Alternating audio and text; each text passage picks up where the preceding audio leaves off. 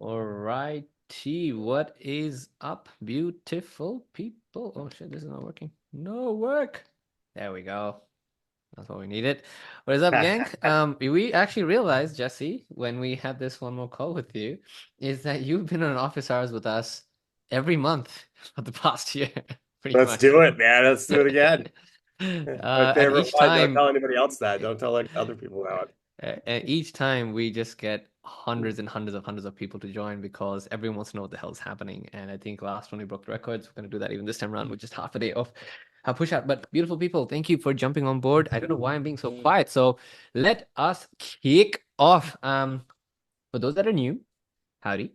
And the way we get this started, drop in the chat which part of the world you're in from and give us, yeah, I know we're all here for Jesse. I completely agree.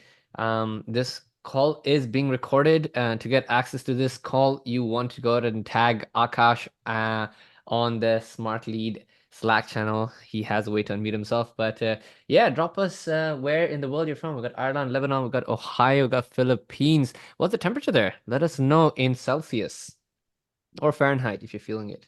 Hey, Abu Dhabi, what up, Rick? I'll actually be in Dubai in a few weeks, so we should catch up. How can we get this recording? Like I said, you want to tag Akash on the Smartly Slack channel. If you do not have access to that yet, you want to do that, and it'll be fabulous. 30 degrees, nice. Space Coast, Florida. For those who don't know Jesse, well, you'll find out very, very, very soon. We got some exciting things to talk about, everyone. So we'll jump straight into it. We'll just wait for 2 more minutes because I know this is a little earlier than we usually do it. We should do it at 10 o'clock, but we're doing it at 9 o'clock right now simply because the world's most useless concept of daylight savings has, taken us as a victim, and we were not aware of that. So thank you for that. Jesse has also pointed that out. So, two or three very quick things to call out before we start. Number one, for all of those gorgeous people who've just signed up for in, refresh your application. You now have access to Smart Senders. Smart Senders is effectively our one-shop click experience for you to work with the best Google, Outlook, and SMTP vendors in the world. That we've vetted, we've spoken to, and we've come across. They send serious volume, they've got a strong infrastructure, and they are consistently ahead of the game. So you just need to refresh, click on your email accounts tab. I think if we tracked it, someone sent it to us in about 29 seconds or 28 seconds. They ended up having their entire email infrastructure set up across 20 Gmail accounts and 50 Outlook accounts. So that's how easy it is. And we've got some of the team from the different vendors over here as well. If you have any questions to drop for them. So that's all out exciting and live. But here's the best part.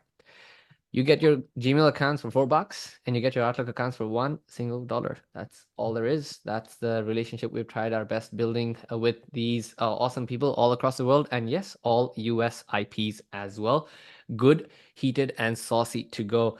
Now, second thing, whoever stays till the end will get some fancy, saucy, special um, LeadMagic email verification credits. That's 500 email verification credits that Jesse will be giving.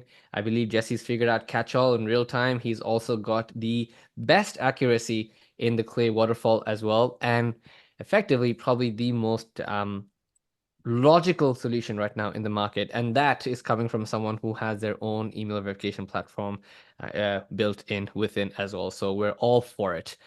We are all for it. So Jesse, we're gonna pass Thank the you. floor on to you. Whoever is gonna stay around till the end, we're gonna give you a code. Drop that code on leadmagic.io, and Jesse will set you up with 500 credits on the house because he's awesome that way. Third thing, we've got some saucy stuff coming up with smart delivery. We've got some things for you with respect to email placements. And for all of you who've asked, and by the way, the man who originated ESP matching is sitting there on the call with us right now before the world speaks about it. Jesse has been doing this right now for the past year. He's the one who convinced us to do this, and the world's never been the same since. But not only that, in all your pages in the email campaign settings section, in a few minutes, when you refresh, you'll also be able to decide which particular lead that you want to send MX records you want to send emails to, and we also tell you the percentage of your leads distribution, whether it's Gmail, Outlook, or so on and so Mass. forth, in one single place. So all done, dusted, plus a heap of new things coming up. Wait, hold on. Last point. Next week, sorry, tomorrow, you now have campaign copy warm-ups for smart delivery as well. So we will actually warm up your actual campaign copy too. So win, win, win. The floor is yours, Jesse. Thank you again for joining us. Let's dive straight into it. Yeah. So, hey, great to see everybody. Glad we were able to get this on the calendar today. So today, what we want to talk about is we're basically we want to get right into the details here. We want to talk about campaign performance. What do you look for in a campaign? And walk through this with me here, V, because I think we can add some value here to everyone that's looking around. 100%. So let me share my screen here. So just when I'm starting out, if I am pulling the data from Smartlead, you can definitely, they've got some great views in the app. I'm trying to avoid doxing myself here right now. So I didn't set up a test environment, but if you're in Smartlead, you go into the Smartlead, there's a lot of places to go in there. But if you want to get the raw data, which I always like to look at, just like, hey, let me look at what's going on. There's really two places to go. You got to get all of the campaigns. You fetch all of your campaigns, and then what you do after that is you then just run. My bad. There's a analytics right here. Fetch. You run the fetch campaign analytics, right? Mm-hmm. That's going to give you a bunch of fields. I've broken them down here in just a very plain dashboard that I have here. This Oh, is the wait, exact. hold on. What is this? Let's, what is this? Okay. I haven't seen this before. All right, walk us through this, sir. What is this? Yeah, so I just took all of the campaign stats. This would be like if you were pulling it, and I want to walk through. I've generated some sample campaigns, but this is what comes out of the Smartlead. You can use this in Smartlead too, but I just figured I didn't want to give away my personal information in there. So, but here's all of the columns that will come out of Smartlead. This is directly from your Smartlead account. And we just wanted to walk through a couple of scenarios of what to look for, of how I look for certain things, and what am I like, what actually comes out of it, right? So let's start out with how I would look at a campaign. So first thing I would do is I would come in here and I would look at, all right, well, let's get the campaign names out there, right? And then I would look at the status of the campaigns, and I probably would just, I probably would want to only look at my active campaigns, right? So then you're looking at your active campaigns there. Now let's go to, I'll probably, maybe I want to break it down by client, maybe I don't, but this is all data that's in Smartlead as well. I've just sort of put it out. It's like how you could look at it in Google Sheets if you were pulling it out. But Mm-hmm. so if we pulled out, if we looked at our lead stats here, we have total leads, completed leads, and reply rate. And I just want to show you how I look at a campaign that's starting to run. I'll pull out rates. So I like reply rate, interested, deposit. This is positive reply rate, bounce rate, and we'll go through each one of these here. So first of all, first thing I want to see is progress. So how much of the campaign is actually completed, right? That's important, because what you really kind of need to do is, keep your emotions in check when you're running email campaigns right now. You obviously, these campaigns can vary a little bit, but what we Yeah, like to see here is, at least, if you're sending out to you're targeting the list, you're sending out to a niche audience, a group of people, sub 5,000 people, you probably want to see between a 3 and a 5% reply rate. I think that would be probably consistent with what you're seeing, V. correct, sir. Aligned. Yep. Yep. Right now, at least. Yeah. Yep. So that's kind of what you want to see. So, but when you're checking that, Smartlead's great. When you're using it, you'll notice in the product, you have to take it has to be relative to so if you start a campaign and you have 5,000 leads in it, right? And then you do the math, right? And you've sent, remember, you have to send at least, you have to get those leads completed, right? So what happens is, sometimes I see people will overreact a little bit on campaigns. They're like, it's not working well, or something's happening. You kind of got to wait until a good group of those finish, right? Completed, right? That's sort of the completed. You could pull that out of there, and that will come out of there. So it's 1,000, this is 1,700 completed out of 4,000. So that gives you a sense of, okay, well, I'm done about 36% of my campaign. So knowing that, and this data is right in Smartlead too, but I was just trying to pull it up quickly. you kind of know, okay, that's what you're going to look for. Another thing you want to look at is the bounce rate. And when you're looking at the bounce rate, one thing that I caution you on is the first email that goes out, that's usually the one you want to really check against because that's the one that you probably should have done some more. You should have used the smart lead validation. You should have like turned it on there. That's one of the problems I see there. A lot of people will actually, they'll look at the bounce rate at the very end of the campaign. The first and second email, the first email really is the one that you're going to bounce on, where it's a problem. There's two different problems. One is you're bouncing because you've got the wrong email address, which is really, really harmful for you right now. And the other one is you're bouncing because you're sort of you might be either considered an abuse pattern or something like that. And that's what happens when you get a bounce in the three and the fourth email, or if you're somebody who still hasn't read the news, but five, email number five, that's a problem, right? So what I like to look at is that first email goes out to everybody. What's the bounce rate there? And then I like to look at the last emails to see if any of them, if my emails were too long or like it just wasn't going well and they started getting more manual spam reports. So I'll pause there. V, if you want to add any color, if anybody has any questions, I can kind of walk through that a little bit. But Yeah, we'll definitely do that. And everyone, if you're new to Jesse's webinars, you want to make sure you can drop your questions in and be as interactive as possible. Want to put it out there. Analytics has been probably the biggest issue and question a lot of you have had. By the way, I'm seeing this for the first time. I think he built it off of the API. So if you're looking to build your own dashboard or something interesting, I don't know if Jesse, you can help out, or if you've got this as an open application, you can share. yep, But this is all from our own data from the looks of it. That's the other, interesting, exciting part. So I'm just pulling it from, there's two API calls I'm making. Well, right. I'm Okay. making one to get all the campaign IDs, and then I'm making another one to get the analytics here. So That's actually uh, awesome. Okay, cool. down here. That's a fun one. So I don't have any particular questions, but I do have one in context of the analytics side. What is the number or what is the metric we should all be optimizing for right now? Yeah, it's really going to be your reply rates right now, right? Because that's really what starts the conversation with anything, really. It's, real replies, not, you want to look at when you're looking at these, the common mistakes that I see people make is they weight heavy on like hopefully you're not using open tracking at this point, right?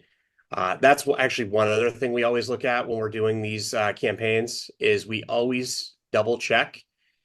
Now, this is a good kind of thing here. When we pull from the API, we look to see if we've ever maybe not turned plain text on, which is what you can't do open tracking on that, right?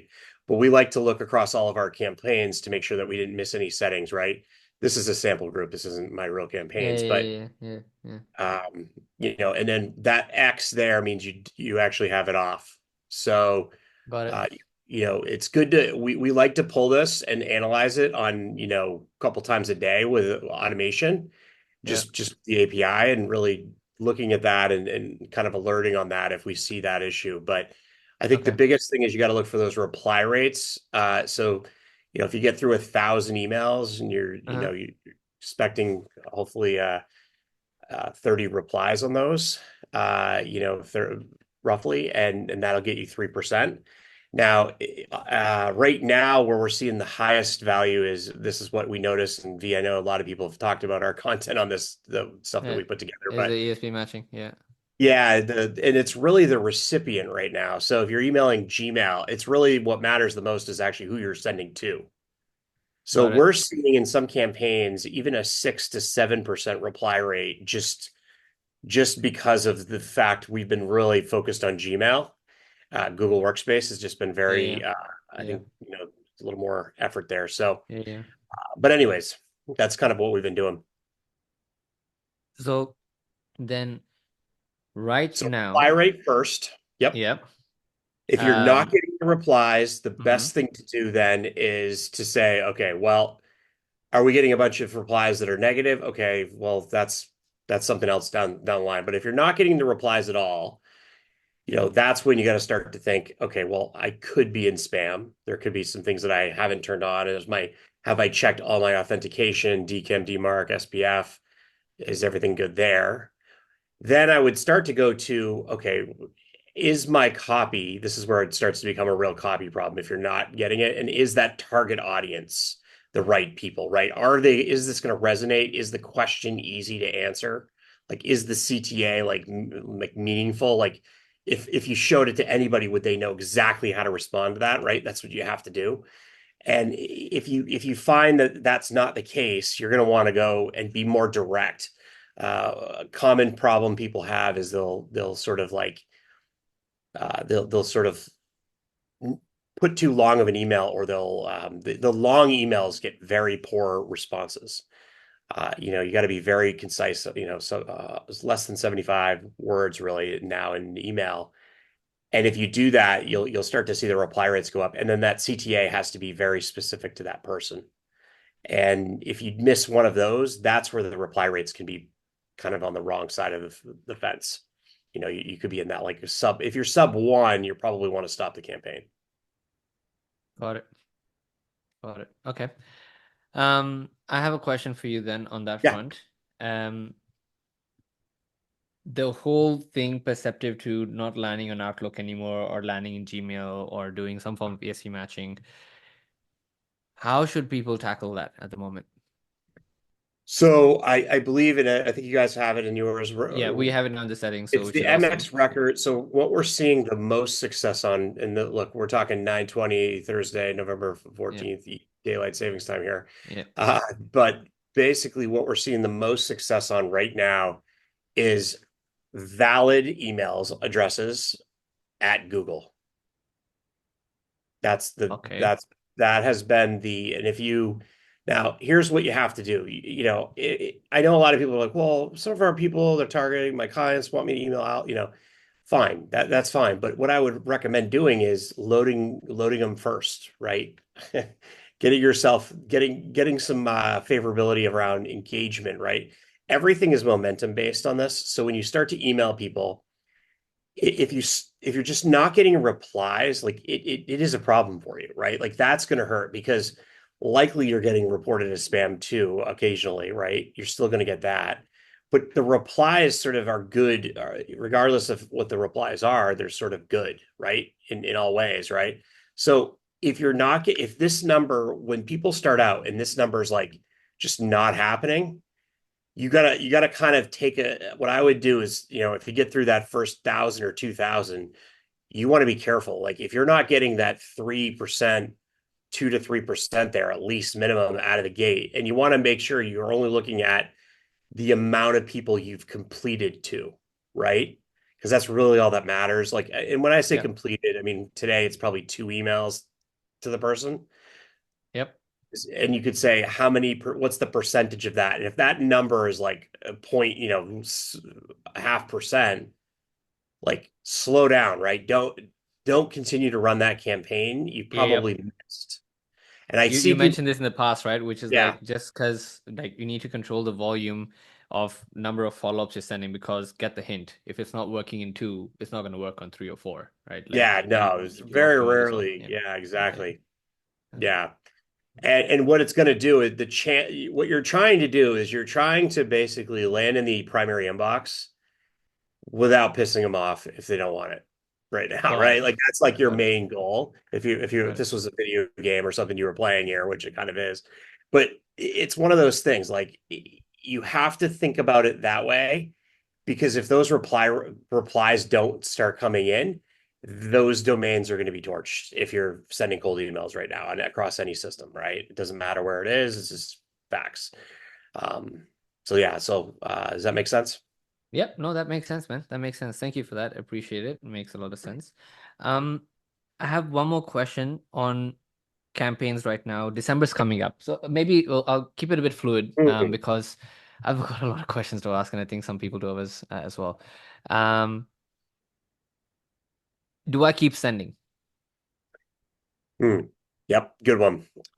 So here's what I would say. So if you're You're saying like if your reply rate is lower, you know, Yeah, are you because it's gonna be less, dumb, etc. is it People are not Dumb gonna and reply Dumber? You're less. telling me there's a Yeah, chance, and you know that we're gonna get married, like that movie. You know, like you're telling yeah, me there's a I don't yeah. know if you know like that movie, but yeah. So I think what you want to do is if you're probably below 1%, you probably want to stop. The only caveat I'd say on that is if for some reason you're running a campaign that's really broad, meaning you're running it to a lot of people. I don't. This isn't always. These aren't always the best campaigns to run. I really recommend running more niche, like targeted audiences. But if you were running one that was really broad, you're not going to probably get the 1%. But if you're running one to like, 2,500 to 5,000 people, which is a good number, right? Max, right? You probably want to slow down or pause or something, or like kind of regroup at that 2,500. Because the problem is if you start to burn through the contacts, you're sort of doing a little bit more damage. It's not, Yeah, I don't, yeah, I don't always believe the gurus that you're going to like perform. Like, I don't think people totally remember your brand. I mean, unless you're super yeah, annoying, but I yeah, do think yeah. there's a damage that will happen to your domain name and everything else that's going to happen to you, right? Like, I think there's going to be some problems there. Okay. Now, second question I wanted to run through over here is to pick up how often I need to go ahead and check up on the reply rate metric. Like, because is there something I need to be focused on if I see the number dwindling downwards? Or Mm. is there consistency that I need to look for? What do I plan towards right now? Because it's one of those things where we've got people who do yin then the yang, right? Some people completely stop sending during December, right? And then that ends up leading to the fact that they save up on the fact that they will not burn these leads and get back to them in January. Some people use the fact that no one's sending an email in December and then start sending even harder. So should I look out for a reduction in reply? What I guess my question here is what is normalcy going to look like over the next 6 weeks? Yeah, I think you're going to see a slowdown in replies, right? You're going to see an increase in out of office, which you should never count an out of office as a reply, right? It's not like really a Yes, reply. Like yes, you're yes, trying to see when there's like a human engagement with you, right? yes. Um, often I see companies that will sometimes even consider their out of office as a reply. You really just can't do that. So those get taken out of the stats. And then, when you're getting those replies, what you want to look for is your next point is going to be which we'll get to, but is that positive reply rate. I have it on here as interest rate. It's a typo, but it's interested, but it's positive replies. That's sort of like the person either wants more information or they want to talk to you or they want the CTA or whatever. Okay, That's what that is. okay, So okay. uh in what we do on that one is we base that one off of, and this is what Smartlead does in the dashboard too. Mhm. We base that off of and these are directly from Smartlead. So you have this in your Smartlead. I just want to put it all in one Got it, sheet without got it. doxing myself here. But so interested rate. So this is a sample set here, but it's not a real campaign. But if we were to go here, 70, so we got 178 replies. Uh-huh. We got 73 of them were positive on this campaign. Now, this was generated, it's not a real one, but what I would look for here is about a 5 to 20. Now, when you give a range to a client, the best thing to do with this rate right here is to give them the starting point is a 0 because you can run campaigns and we've all ran them, right? Like you can run a campaign where you have 250 replies, but they're all negative.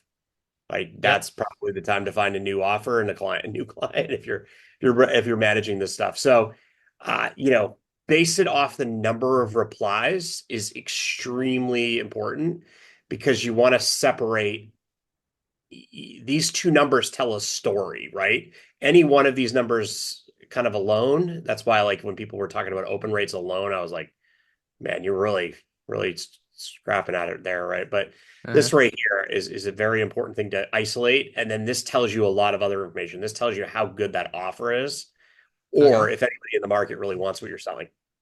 Okay. Cool. So we've got some saucy questions that have shown up over here. Now, Yep. one you already answered, which is reply rates including out of office and not interested. You said no. These are actual replies that have come through, These are right? replies. Yeah. So out of office would go to neutral. Okay. Or Got it. sorry, out of office would get ignored on this one. So yeah, so Okay. we don't count Sweet. the replies All are right. only the Easy. ones that are not out of office. Yep. Not out of office. Great. Awesome. Sweet. Um, some, I guess, configuration questions, common ones that you're using. For context, everyone, Jesse runs campaigns for some pretty big customers in the world right now, as well as obviously with LeadMagic and how he does it. Get some very interesting insights with respect to deliverability. Now, the reason why I preface that is, Jesse, what do you think we should be looking for with respect to number of associated campaigns, mailboxes to a campaign, and is there any certain time delay that we need to worry about, or is that too nuanced and it shouldn't matter that much? Yeah, so here's what can be very dangerous. If you go out in your first campaign and you're sending if you what okay, so there's something on the bounce rate that I want to talk about here, right? So if you're sending that first email and all of a sudden you start to see, where we'll see it, and I love what Smartly did. They added into the product where you can shut down those campaigns when they sort of get out of control. Like you accidentally, like let's just say you're like, it's the sliced bread model, right? Like the doctor Yeah, didn't check the prescription, or it's yeah, like a bunch of things that happened that caused an accident, right? But the point is that in Smartlead you can disable those campaigns. If you get high bounces really quickly, it's bad. It yep, can really got do it, some damage. It's almost got like it, getting spam. got it. It's about the same, not the same, but it's close, right? It feels like it's close. So uh, that's what I would say is, and then what you want to be careful of right now, there's a lot of catch-all finders out there, and we're all doing, like, we have one in ours, like, and I'll tell you right now, regardless of who it is, doesn't matter what company, what client, I don't even care. Catch-all email addresses are going to be less accurate And why is than, that? yeah. So the way that a catch-all email, so let's break down like what a catch-all email is. So it Uh-huh. basically says we're going to accept every single email, no matter what, from anybody into our company. But it doesn't actually go to necessarily go to that person, right? It just, you can't go tell the server, hey, we think this person works there. Can we send them an email? The way that all the validation tools work is essentially the same. They send there was a guy, what a brilliant guy. He went out and figured it out. But then I was like, well, could you charge a penny for that and make money? And actually, it's not even a penny. It's 0.05% of a penny. But the point is that on email validation, if you're getting an actual response from the mail server and it says, yes, this is a real inbox, not a catch-all, that email is never going to bounce. And the chances of a person actually responding is just so supremely, like, it's so much higher, right? Like it's not even it's not even close, right? Now, catch-all emails, the way that catch-all emails are sort of found, what happens is you go to the server and the server says, yeah, we have a lot of email addresses here, basically, is what they say. So you don't know. You get this response back and it says it might be deliverable, it might not be. We're not going to bounce it. So they do tell you that they're not going to bounce it, right? Which, like, when I mean bounce, like hard bounce. You'll hear the difference between hard and soft bounce, but it can still cause damage, and the size of the damage is unknown. That's the point, because nobody works at Google and Microsoft and actually has insight into Yeah, what yeah, that yeah, does, yeah, yeah, right? We're all yeah. playing a game here that we don't have any, nobody knows actually. The only Mm-hmm. way you know is you just keep testing. So I think what's important to think about is when you do soft bounce and you play these catch-all things, now you want to use the catch-all email addresses when you start to run out of leads, but if you can go to your valid email addresses first, and what I mean is the ones that really understand it will have two categories. They'll have valid and valid catch-all. And you have to imagine it's like it's like putting 87 fuel or 93 fuel in your car, right? 93 is going to be a valid, it's a premium Fair enough. gasoline, Yeah, yeah, right? That's the analogy. But if you have the ones that I won't even go, we all know which one I'm thinking about right now that does this, yeah. but they blend the two together and then you go out and do it, and then they just hope you don't hit the 5% guarantee that they try to offer you. If Anyways, let's not even go there. But it's, if you email catch-alls right now, email them after, right? Like, go Yeah. through the valids as much as you can. Your chances are, and not only that, your domains are going to be healthier when you do get to the catch-alls, and the catch-all email addresses will actually do much better, because the Interesting. chances of you getting into a catch-all is a lot higher if your domain is healthy. Got it. Got it. Got it. Got it. Got it. Got it. It's somebody who takes email security a little bit, like the people right now, like that have catch-all on. It's a way where they can sort of, it's a security mechanism, right? So Yeah, they're yeah, trying yeah, yeah. Fair enough. They're trying to to let protect themselves. everybody. Yeah, yeah, yeah. Makes sense. Makes perfect sense. Yep. Yep. Okay. All right. Now, second question to ask you over here. Well, there's a lot of questions to ask you, rather. Yep. Um, what is the rule of thumb with respect to low reply rates right now? Are there ways around it? Do I just avoid a certain type of ESP for the moment and then get back into it? It can be a simple answer. Is it just a matter of, wait and send, or just keep sending and just Right part of now, it? what I would do is I would do it before you start sending, and even when you do it, like use Smartlead to understand where you're sending to. Yeah. Okay. Now, I'll just tell you, if you're sending to primarily Google Workspace accounts Yeah. and they're valid emails, meaning, you can send a message and it's not invalid or catch all. If you get that back and it's valid and you still have a low reply rate, there's something wrong with that campaign materially. Got it. It's usually Okay. the offer sucks or it's just not clear what you're asking for in the email. Got it. Okay. Understood. Understood. No So problem. that happens, right? Like the offer's too long, or I'm talking about getting replies, right? Like real replies from real people. If you're not seeing the replies, that's usually what happens. Like if you want to isolate down to a really scientific experiment of like, is this offer any good or is this Yeah. audience any Yeah. good? It's Yeah. really go test it on like 1,000 Google Workspace valid email addresses. Yeah. Yeah. Yeah. Got Because it. Got it. otherwise, you could have another, it's cause and correlation. It's like, hey, is this a causation of it, or is this directly Correlation. correlated? Yeah. Like Yeah. Yeah. ice cream doesn't cause drowning. It's the nice weather in the summer. People drown Yeah. with Yeah. ice Yeah. cream, Yeah. Got to be Yeah. careful there. Yeah. There you go. We start blaming Cornetto for that. All right, we've got a ton of questions coming up, so I'm gonna try to call out as many of these as possible. Um, so question to go ahead and ask you over here is what is the easiest way to pull data from Smartlead and push it into a dashboard or G Sheet? Like the easiest way around right now. Is it just like go to the endpoints, ping it with Yep. respect to like a make request? What's your take here? Yeah. So, okay. So the first step you'd want to do is list all campaigns. You can put so whatever tool you use, it's this URL.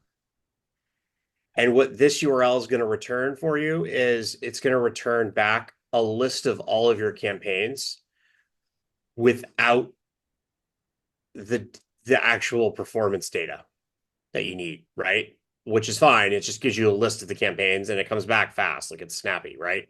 So you're going to get back something that looks like this, probably. Nah, you won't get the completed, but you'll get a list of all of the campaigns, and it's one big group of campaigns, right? Across all of your Smartlead, right? Then the best way to do it, because there's a rate limit of 60, but what you want to do is filter that by the status and even the client if you can, because you do have that option. So if you wanted to do that, you could do that. And what you can do is you can say, all right, I want to do like, so you get that big list back, and then you run that second API call in like Zapier, Make, whatever. And this one, I would say you're going to want to run it not in Zapier, but Make or Integromat.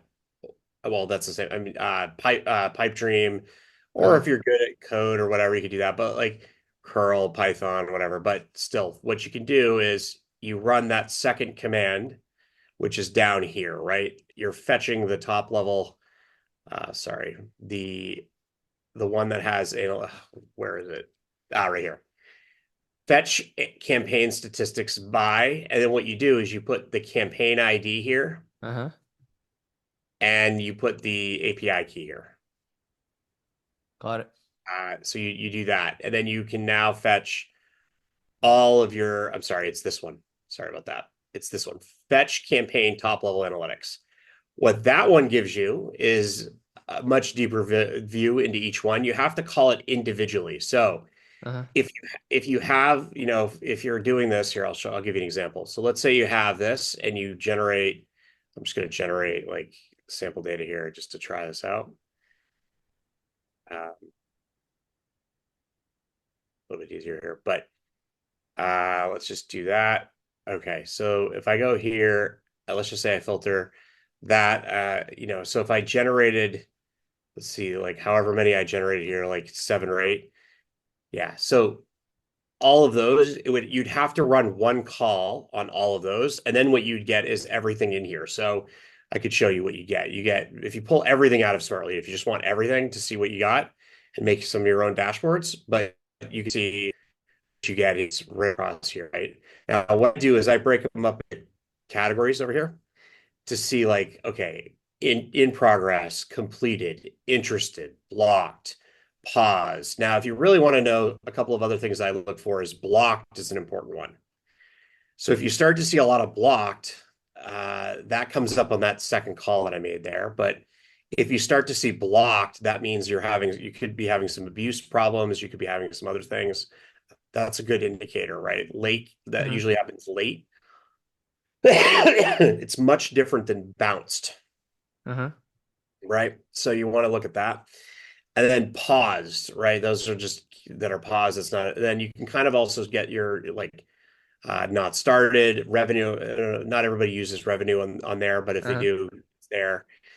Then there's also sent. If you're tracking opens and clicks, you should not be. This should be 0, but both of them.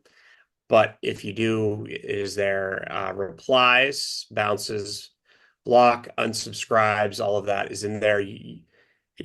And then there's like another thing I look for is like, hey, did I set up all my campaigns on the right time zones and everything there? Yep. You know, it's not a huge deal, but it kind of is still. You want to have it there. And then I always make sure that there's consistency on my tracking settings.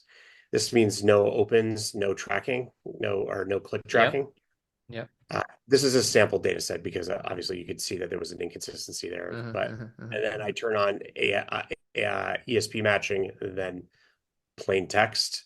So if those are not on, and then if there's, if you ever missed, I sort of like to look and see if I've added the unsubscribe text, just things like that, just to make sure that I have everything that I need to send emails safely and legally and everything. Got it. Can you go into dive a bit deeper into the difference between blocked and bounced?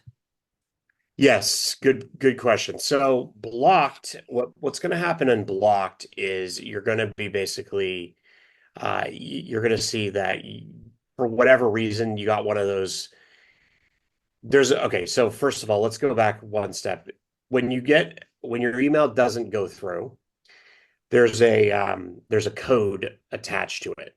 Now, if you're there's a couple of codes that mean if you want to get the exact code list, you can go into ChatGPT and you can type in, give me all of the MX bounce codes and if they're and what they're related to abuse or whatever, like, or bounced.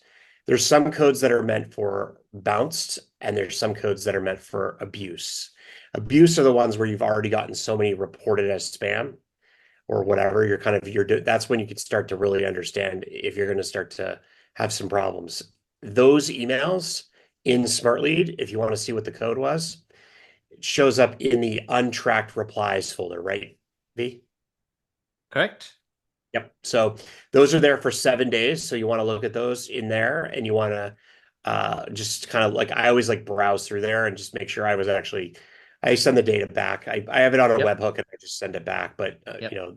that's kind of what I do on that. Just to add for those as well. Fair enough. Thank you. I don't know whether it's this week or next. It's not this week, probably next week. Where we've improved the matching algo. So, the untracked kind of will become a bit more redundant for you, and we'll actually make sure that more bounces are also picked up and tracked automatically. So that's one less task for you to do each day. So just as an FYI. Yep. But with that, let's get into something that someone else has mentioned, which is I think people would love to understand over here. Um, what do we do when the bounce codes are inconsistent? So we've learned that now you do get bounce codes which are 500, but 500 bounces are not always, hard bounces. Right. Do you want to send them a message back again? What do we do with these leads? Because obviously people paid a ton of money to get these leads. What's the next Yeah. step over here? Yeah. I mean, The first thing I would do actually is I'd look at the data that you got, how you got the data. So if you're buying it from a vendor, you probably want to look and see what they marked it as to see if they were wrong, right? Now, one thing I'd caution you on, and I've had to deal with this a few times with people in support, and I wasn't always nice to people that there was occasional times where I had to kind of educate a couple people on Uh-huh. blocked sometimes means like some people will misconstrue blocked and bounced. And it's a real Uh-huh. problem for somebody who runs an email finding service because I'll get people that'll come in and they'll say, "Hey, you just gave me a bunch of emails that were blocked and or bounced," and then I'll say, Uh-huh. "Show me the data," because I don't believe anything they say Uh-huh. there. Uh-huh. And when they show it to me, it's all blocked. And when I see that, I'm like, okay, well, that's a lot different than bounced, right? Bounced is when it's like on that first, second email, maybe it could be later, it could be a different bounce code, but block sometimes means you're like, you got an abuse code tied to it, right? Yep. So it's, Yep. it's a Yep. much different, you know, that happens late a lot of the times. Got So it. you can't really, Okay. but you want to mark I guess the answer is you want to mark where you got the data and you want to test these vendors. I So think when you that's the say problem. mark, are you referring to like tags or something or? Sorry, the when you get the list and you're looking at the list at the end of the campaign, you sort of want to export it out and get the status of every email. I see. Hopefully, Okay. if you're practicing good data hygiene, you'll Yep. put a column in there for what vendor you got it from, and you'll put a column in there for what bounce status, like where you got it, right? Now, if you do that, the first thing I know you'll be using LeadMagic because I know our finder is very accurate. We've taken a lot of precaution there, but Uh-huh. you start to use other ones and you'll start to realize there's some of them are just giving you because remember, they're getting paid on them finding an email for you, Uh-huh. right? Uh-huh. Uh-huh. So Uh-huh. there's natural tendencies when you pay somebody for something like that. They're going to do that. But if you're not tracking it, it's on you. And this is why I even went into the market of that, right? I noticed there was Yep. a lot of out Yep. there. Yep. Okay. But what I Uh, would do is track the mhm. vendor and track the MX place that you're sending it. Yes. And that's huge. That's going to help That'll you make a difference. understand what's Okay. really going on. Got it. Got it. Got it. Got it. Got it. That's how Okay. we figured Okay. it out. Makes sense. Makes sense. Um, what are some common issues with respect to the analytic endpoints that we have right now and the limitations, and any fixes that you have brought in on your side to offset for those limitations? So we're pretty. I mean, we're like I think a smart lead above anybody really gives you like and I've even built integrations to other tools out Correct. there, and Yep. I think you guys have had the best for this. What the only and I don't know if it's more of a limitation. It's more of like today, if you are pulling from the API endpoint, if you're Yep. pulling from like the actual system and you want to get the data, it's the second call that you have to make to get that analytics data, and then you have to stay within that rate limit. So, if you want to grab all your campaigns and all the analytics, right? If you have 1,000 campaigns, you'd have to make 1,000 calls. So that could take, let's say your rate limit's 60, right? That could take, Uh-huh. you know, that could take you 20 minutes, right? To do that if you want to stay within Uh-huh. the rate limit and not get rate limited. So that would be the only concern there. And I think what you want to do is just prepare, if you're using Make or if you're using any of these tools, just put in a rate limit, right? Like put in what the rate limit that you can use is. They have great ways to do that. I think it's 60 for Smartlead, so 60 per minute. Yep. So if you put that in, you'll never have to worry about it. And look, you just kind of do it and then let it go. And I mean, we bring this stuff into Google Sheets most of the time, and then or we bring it into like we built our own like I just like to see all the screen real estate. I don't like to see anything else on the screen except for this stuff. And then I like to see the grouping of like what columns, basically. Got it. And then if you're walking through with a client, I do think there's an opportunity for like blur is like another thing. Like, if you Uh-huh. want to be able to have multiple, if you want to blur, Core you don't information, want, so you don't give yeah, just good. yeah, Okay. Nice. it's Love kind of nice. that. All right. Cool. That Keep is it that is blurry. actually really nice. That's You actually like so that? cool. Then you can take Yeah. screenshots and share them on LinkedIn That is and so cool. overplay them if Yeah. you want. I'm just kidding. But Love it, love it, that's love what it. people are, I mean, if you really want to do some cool things, like being able to blur stuff out is cool. To be able to, That's I mean, awesome. Awesome. That's awesome. All right. So think there's a drought of questions that have come through. I mean, ocean of questions that have come through. I'll take two more, and then after that, we'll open the floor for any questions people have, if there are any, unless we've answered most of them. One of the things I wanted to also cover with you over here is, let's just say I've gone ahead and got my mailboxes set up, ready and good to go. All the yep. technicals are done, everything's in place, the warm-ups are good, everything's sorted out. Now, I'm sending from Outlook or Gmail, and then I find out that my domains are my IPs are blacklisted.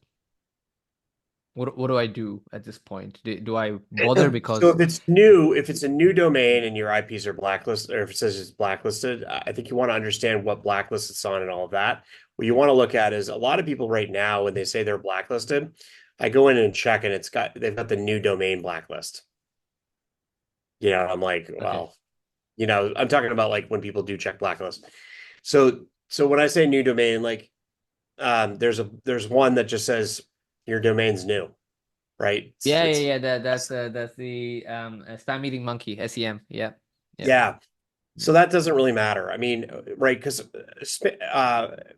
blacklists are one part of the algorithm that they're using.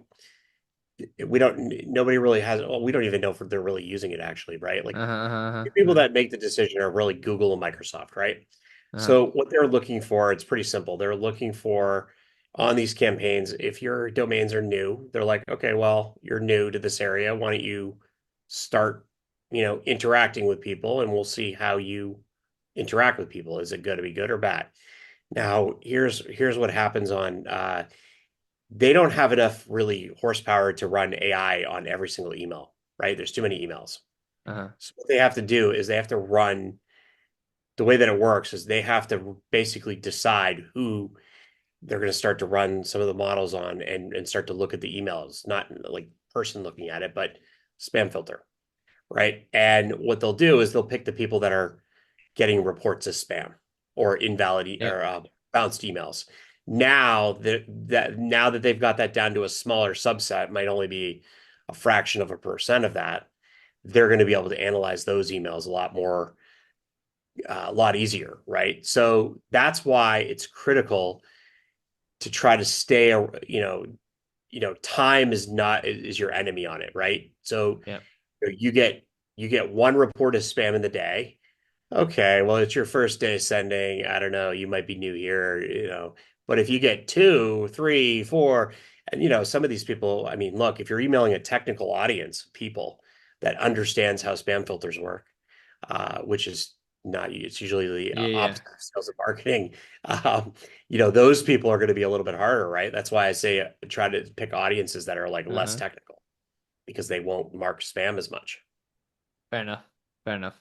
Fair enough. Like Okay. they don't understand how the IT and engineering and sort of like that group of people Yeah, knows yeah, yeah. Yeah. understand they Yeah. understand the system. Yeah, yeah, fair enough. And SEMrush, yeah, fair enough, fair enough. Saksham, you're on the money there. SEMrush also will do the same thing with blacklisting, but they're not really blacklisted, so we don't need to care about that. Jesse, one last question before we have other people have their questions popped up. By the way, everyone, if you have questions, feel free to turn on your camera and put your hand up. There's a little option at the bottom right corner of the Zoom that is, I think it's called what is it? It's React. It's called React, and it just asks you to, put your hand up. We will spotlight you so that you can drop any questions that you have. But Jesse, any last call outs that you think the team that everyone needs to look out for with respect to gotchas, right? You gave the Yeah. gotchas with respect to Outlook, you gave gotchas with respect to plain text, you gave gotchas with respect to Outlook and ESP matching. You gave some gotchas with Yep. respect to warm-ups, fingerprinting, setting up emails. And when you set up emails, you also give the gotcha where people would not log into their accounts. They would just set accounts up and then do SMTPs and then, go batshit crazy. And then they would be concerned as to why their mailboxes are bouncing, etc. But you're like, hey, the fix actually was to log in at least once.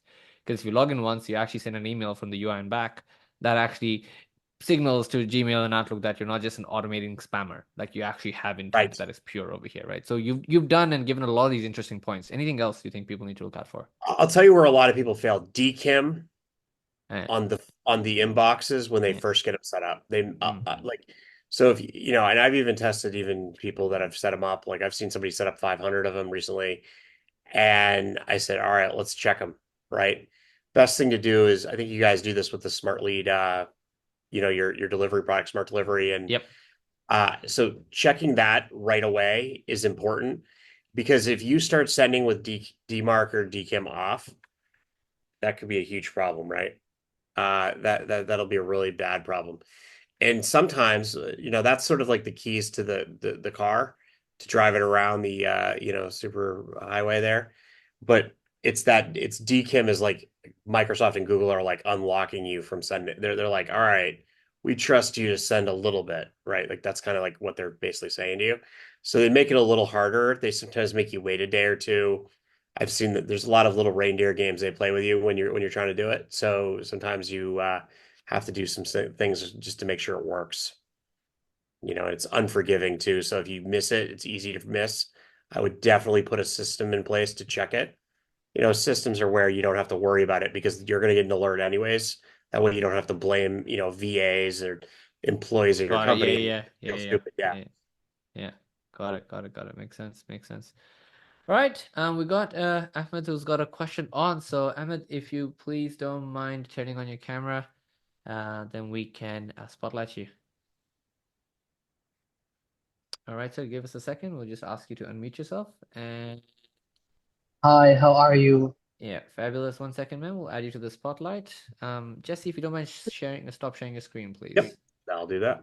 Thank you. Fabulous. All right, Ahmed, the floor is yours, sir. Thank you, thank you, Jesse, for this informational workshop. It was really insightful. I just had one question. I mainly use Smartlead for outbound cold emails. What are the best tips and tricks when sending an email in terms of length, CTA, subject lines? Do you have any tips and tricks in order to get more replies, of course? I think it was a bit muffly, but correct me if I'm wrong, but the question here is any sort of strategies with respect to Yep. CTA, subject lines, Yep. and yeah, okay, cool. Go for it. Yeah. So I would say like start it like this. Like look at three things. Look at your audience, message, and the offer that you're sending, right? Like those three things, right? So the audience, starting there, where I see people kind of like make mistakes, they go a little too broad, right? They sort of aren't telling the right, that maybe they're going to like, two different seniority levels, two different in just like company, types of companies or plays like out of their playbook, they sort of merge them together. So that makes it sort of less relevant. And then the message really just being direct at what you do, right? Like being able to say that in a really simplified way with very like not don't use any jargon, don't use any language. And then the offer is really like when you ask somebody if they're interested, you can do a soft CTA, but at the end of that, that's really still a meeting you're asking for, right? They probably know that. Or you're asking for just like, is there an interest level? Maybe they think you're going to talk to them on email, but a lot of people are smart enough now. I'd say that the soft CTAs are sort of known in the market now. Everyone's like, okay, soft CTA. The old ones you'd say, would you like to meet on it? That is just too Mm. aggressive right now, right? People Yeah. don't like that. They like the softer of the CTAs. Like, is this something you're interested in? Then you're engaging a conversation. That's when you can sort of do it. Now, Yep. you set up AI to reply and sort of handle that for you. But that's probably what I would say is those three areas: target audience, very succinct, concise message, and an offer that would entice the person to talk to you. Nice. Those are like things. Clean. All right. Thank you, Ahmed. Do we Question though. have any further? Yeah, good question. Do we have any other questions with hands up? Pop them in there. We'll drop it in. I think we've answered a fair few questions already from the past hour and a bit. Jesse, as usual, we go way beyond the 30 minutes that we're meant to do these things for. We got Saksham with their hands up. Saksham, yes, sir. We'll unmute you and Section. yeah, yeah. We got an SYC here. All right. There he is. I know that guy. Yeah, Hi guys, how are you doing? fabulous, Good, man. man. How you doing? Perfect, perfect. So just recently came across a person who is sending a lot of emails, right? He pitched me a strategy of using DMARC equals to none with the policy none while you are setting up the inboxes. But once the DMARC is authenticated during the warm up period, because the reputation of the warm up the warm up system of Smartlead is good, right? Then when you start sending the emails, then shifting the DMARC policy to reject, right? So how I would like that idea. Yeah, state that strategy? I like Because that none idea. add authentication to DMARC during the warm-up period, and once it's Mhm. good, DCAM SPF is passing, then reject gives a That's a good one. strong It's a good call. idea. Yeah, it's actually a good It's a call. good call out. Yeah, I mean, I was thinking about the logic there. I haven't, yeah, that's a good one. Yeah, I mean, so if you're good enough to orchestrate that, good stuff there. That might be, I'd say that's a pretty good advance. That's definitely a pretty advanced. Yeah, I mean, I haven't done that, but that's such a really good. It's a good strategy because what you're doing is the reject part is where you sort of people don't understand what they're doing. Sometimes when you're actually telling, when you use, so what he's referring to is if it's over anybody's head, it's a little, I had to think about it for a second what he was saying, but in the beginning, you have to make sure that your authentication worked, right? You actually set them up right. What you don't want to risk is of getting put in spam on your warm-up emails. So what he's saying is if you keep it on none, it it um it won't go because what It's DMARC basically you're done, lighting it down and you're making it easy so that you're For not the being authentication super purpose. intense. Yeah, Yeah, so because you're right? making it easy It for makes sense. authentication and then it makes it through. And the second you build a bit of a quote unquote reputation, which is magical, then you set the There- quarantine too strong. And then by nature and note, when you actually send to actual mailboxes, they're like, yeah, you need to be in quarantine high. So we know that you're a legitimate mailbox. So that's actually, yeah, fair, man. That's Let's a good call out. put that in the product. Yeah, can we get that in the engineering of the Yeah, product? This is I think he's that this it was a sneaky move on his what front. a He's sneaky actually move that was. I yeah, love he's that actually move. done that, and then I just Well, see the comments saying that they've done I that. just So I was needed like, to just need a second validation. We're already on the eh, plan. Darsh yeah, is okay, also nice, there. that totally nice, is a good yeah, idea. smart move, guys, smart move. Okay, Good we didn't know move, that. boys. Good move, well done. It's 200 still IQ work. indeed, We're yeah, getting it back to the inbox. I know we're yeah, all going to do it, and it's been yeah, a mission of mine for a while. And yeah. hey, if there's more people that want to help with great ideas, let's do it. That's a cool That move. was a That's a pro cool move. tip right there, man. I got to tell you, Yeah, that was one of the best pro tips ever. that's a pro tip. I'll give you guys credits. I love Kudos, these guys. hacks. Thank you. All right. I'll pop off. All right. Any other questions? Otherwise, but when we leave warm up on all the time, yeah, no, that's fine. Once warm up's on, you're actually good to go. Yeah, Solomon, we'll kick you off in a second, sir. Bien, the whole concept was the early days, you want to get that to be very relaxed so that everyone can interact with everyone without any bounces happening. Because even in the warm up pool, you might be dealing with domains that are highly reputed or really old or go through different security protocols. So you want to keep it as relaxed as possible, get a bit of the heat going, and then when you start reaching out to leads, that's when you want to make it intense because your leads mailboxes probably want it to be intense so they can feel that you're authenticated.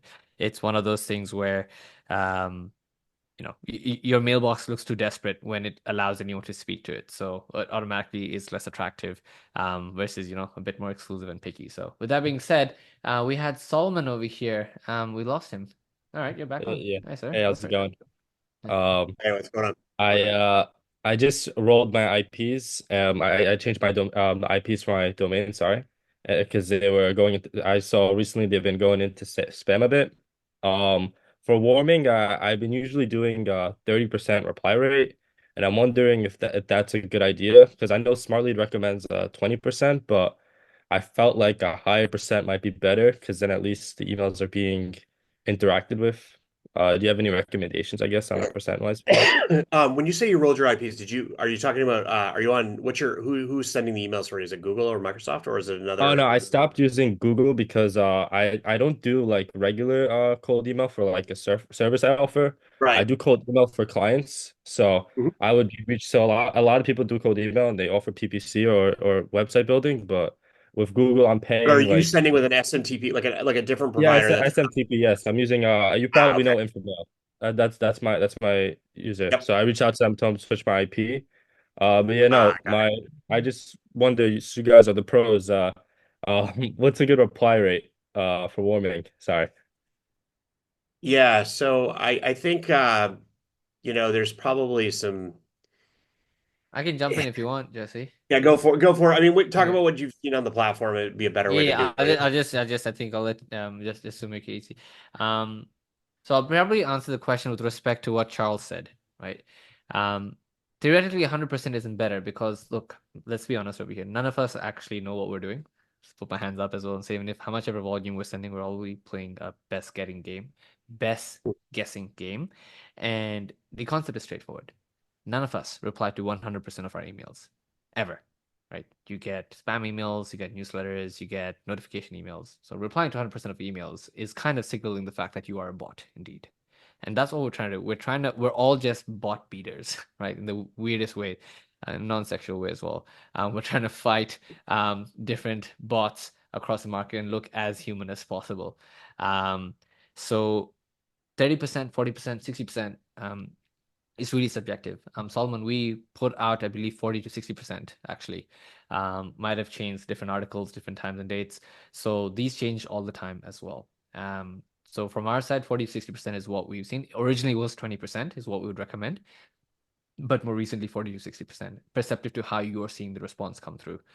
Jesse might have a completely separate answer and say do 1 to 2. So, every week No, is I different. think that's good. I mean, I think it's whatever. I hate to answer questions like this. They're good questions. They're really Yeah, good questions. yeah. The problem is if I knew the answer, like there's no actual way to know. So like I would be like leading, like I'd almost be like misleading people a little bit if I knew. Like Yeah, I have my own like yeah, guesses, right? Like yeah, now I haven't tested this to the nines like I've tested the Gmail ballot stuff yeah. that I've been talking about a lot lately. But like this one is one where it's like I just to get an actual test out on it, it's a little tricky. It's a little tricky to prove. I think then when you can't prove it that way, scientifically, you have to just take common sense of like what would a normal person be doing there. And I think these statements there were accurate. All right, fair enough. Solomon, I hope that helps, man. Easy peasy. Thank you, sir. I mean, keep Alrighty. changing the informational stuff. Like, I'm That's sorry, true. the IPs on that, because what you want to do is you want to make sure you're only when you're using a provider outside of Google or Microsoft, right? And I'm not saying don't use them. I'm saying definitely use what you can. Try everything, right? Get the best reply rates. But here's the one thing you want to do. You're only as good as them switching IP addresses and keeping you safe. Because if they take on too many noisy neighbors by lowering the price, some of these companies are they're just not charging enough for their service. And I what they agree. can't run the service appropriately. It's like if you live in a really bad neighborhood, your price value, your home value is going to go down. Yeah, fair enough. Easy Same peasy. All idea. right, same idea. So we've got 70 people over here, all 70 of you. The code that you get access to LeadMagic, which no bias, I think is the best in the market. New Well, customers, yep. best in the market, and I think Smartlead comes close next. I'll tip my hat whereas do I think we're really good at sending, but verification wise, Jesse's definitely And beats. if you're a customer, I'll Um, give it to you too. So that's cool. So yeah. go in there. So I don't care. I'm not going to you just need to restrict go to further. leadmagic.io, and then in the chat just type in Jesse_SL and send that across to him. And just send that across to the support chat, and you will get 500 email verification credits on the house if you're a new user. For all those of you that stayed back, thank you so much. We've got some super exciting stuff. Keep the notification tab open. There's lots of stuff coming. I know it's Christmas time, but we're going to be pushing a ton of features. Amazing what you guys have shipped. Yes, Amazing. sir. Thank you for all your guidance and support. And for those who want to be in touch with you, Jesse, I don't think there's your direct number that I want to give, but any place, is it LinkedIn? Is it WhatsApp? Where can people find you? Yeah, so just go to we do have a group. If you just go to just go to sasyachtclub.com. You can join the SAS Yacht Club there. There's a wait list. Or There's if a you wait message list. me on LinkedIn, you can go there. All right, so we got Jesse on LinkedIn and on WhatsApp. Thank you, everyone. Like we said, there's some consistencies in life, taxes, death, and office hours every Thursday. So we'll see you I next love week this. Thursday. You guys will probably have questions. Oh, one more important thing to push out and call out. I don't know whether I can do this now or just as an FYI, Swapna might do it anyway. We are now going to be having 2 to 3 office hours each week. This is the main office hours, but we are going to have parallel office hours as well, which are deliverability focused office hours. So a lot of you care for this, and so that is not going to be like a Q&A. We're going to get experts like Jesse, Nick, and other people who have absolutely smashed the market, know weird stuff none of us know, on Wednesdays or Mondays. That exact date will be confirmed and sent to all of you. It's going to be just a hard breakdown into core deliverability metrics, things that actually matter, weird trends and patterns that change every week. You do not want to miss that if you care about the the deliverability side of it. These office hours will carry on where we get experts across the world. We speak about different things from copywriting, strategy, infrastructure, and anything like, Jesse has shared here. But we are going to be, focused on bringing that in. So it is going to be hopefully next week or the week after. We'll just keep you guys posted. Check out your email for it. But yeah, we're getting the best in the market to come and share core insights with you. So thank you all. Have a beautiful week ahead, and I'll see you all next week. Cheers.